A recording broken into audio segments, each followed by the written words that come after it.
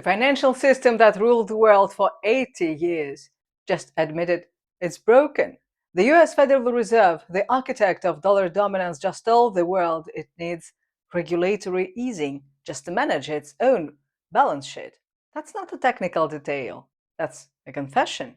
And while Washington scrambles, BRICS nations are building something the West never saw coming, a financial system that doesn't need permission from Wall Street. Anastasia, back with you. Welcome to Think BRICS. We skip the storyline that big outlets try to push. We are watching actual changes unfold today, shifts shaping your financial life, even if you don't notice them. Today, we are breaking down 4 major developments that prove the multipolar world is already here.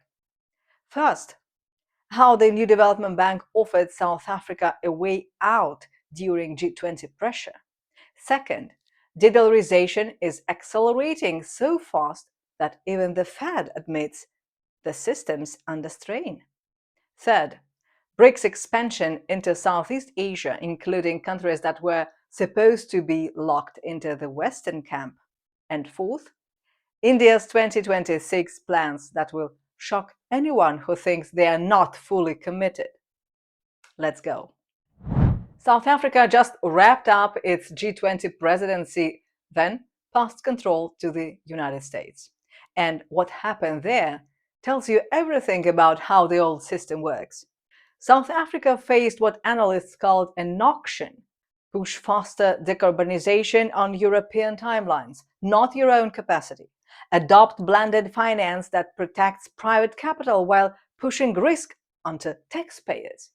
Open strategic infrastructure to private control. Lock in fiscal austerity, even though it's killing jobs.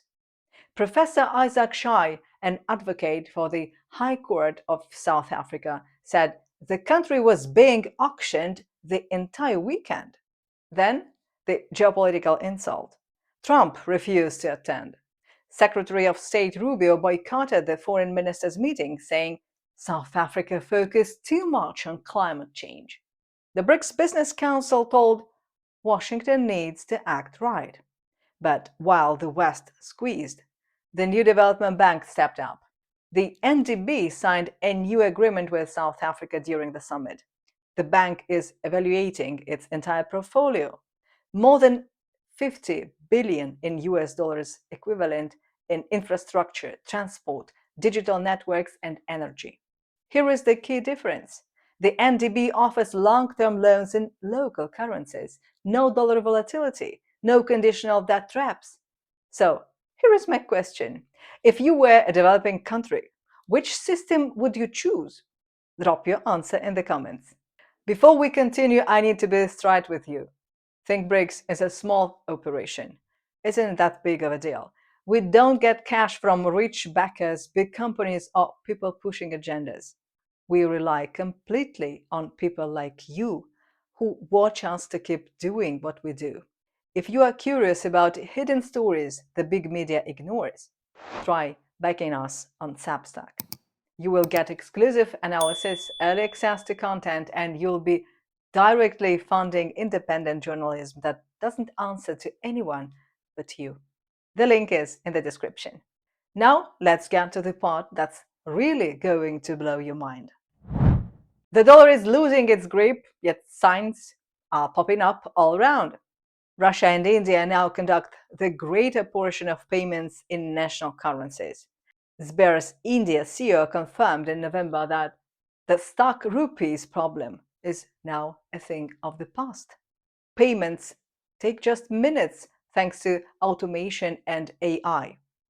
Russia is preparing to issue its first Chinese yuan-denominated government bonds. Then, Indonesia made a massive move on just a few days ago.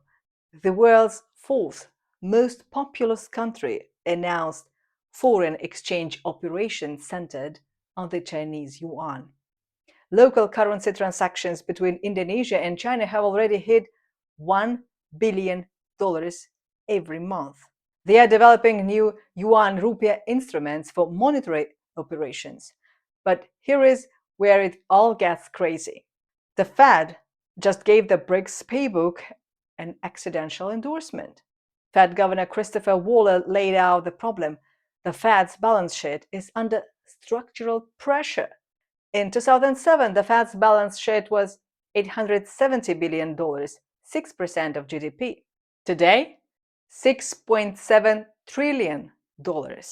That's 22% of GDP.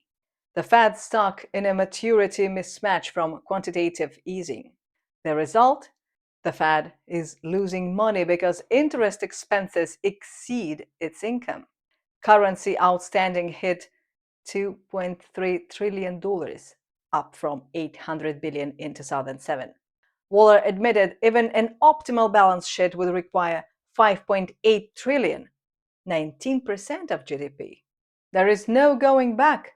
When the architect of dollar dominance admits it needs help managing internal strain, that validates every country building an exit strategy. Washington threatened BRICS with 100% tariffs for advancing currency alternatives. But you don't threaten someone unless you are scared. Today, the BRICS countries' GDP accounts for between 36 and 40% of global GDP in terms of purchasing power parity. By now, many of you are well aware that BRICS started with 5 countries in 2009. Now, Egypt, Ethiopia, Iran, Saudi Arabia, the United Arab Emirates, and Indonesia have joined. But the real shock is Southeast Asia.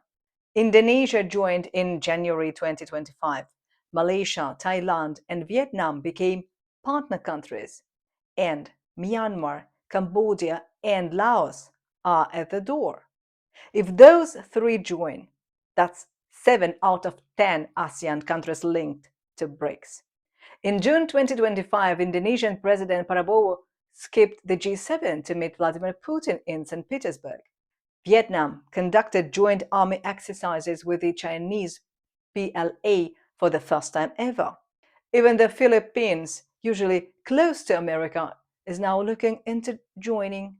Back in August 2025, President Ferdinand Marcos Jr. mentioned the Philippines might look into joining BRICS. Yet, this next part hits harder. In Seoul, a debate has started.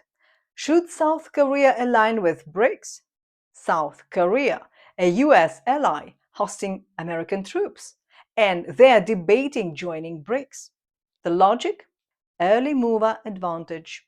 Middle powers joining early get influence and benefits, instead those who wait until miss out. Great powers like China and India need the legitimacy that middle powers provide, and middle powers realize their participation is valuable, worth trading for financing access, infrastructure deals, and diplomatic visibility. What do you think? Should middle powers join BRICS early or wait? Let me know in the comments. This is why some people misunderstand. Western analysts and simple detractors continue to argue that India is the weak link in BRICS, the member most likely to side with the United States again. That's about to be proven spectacularly wrong in 2026. India is hosting the next BRICS summit, but here is the big news. India's Ministry of External Affairs is considering debuting a BRICS tableau at the 2026 Republic Day Parade.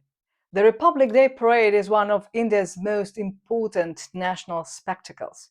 Hundreds of millions watch this massive display of cultural pride, military strength, and diplomatic partnerships. For India, to dedicate a high-profile float to BRICS would be a powerful act of sovereign endorsement. It would broadcast that India is all in on the multipolar architecture. This isn't hedging. This isn't balancing. This is India saying our future is linked to the self-reliant global order that BRICS represents. India already conducts most payments with Russia in national currencies. Indian leaders call BRICS a bridge for dialogue, not an anti-Western competitor. But hosting the summit and showcasing BRICS at the Republic Day Parade, That's a statement that will shock everyone who thought New Delhi was pivoting west. Let's bring this together. The new development bank is providing real, non-conditional financing in local currencies to countries tired of conditional debt. The de-dollarization is operational and irreversible, accidentally validated by the Fed's own admission of strain. BRICS has expanded into Southeast Asia, pulling in middle powers that were supposed to stay in the Western camp. And India is preparing to showcase BRICS on the world stage in 2026. The world is moving to competitive institutionalism, a system where countries have options, where sovereignty matters, and where development isn't conditional. BRICS represents over 50% of the world's population now. It's not fighting the West, it's building an alternative. And that alternative is working. So, which system will define your economic future? The one admitting it's broken or the one already building what comes next? As always, think about it, and thanks for watching.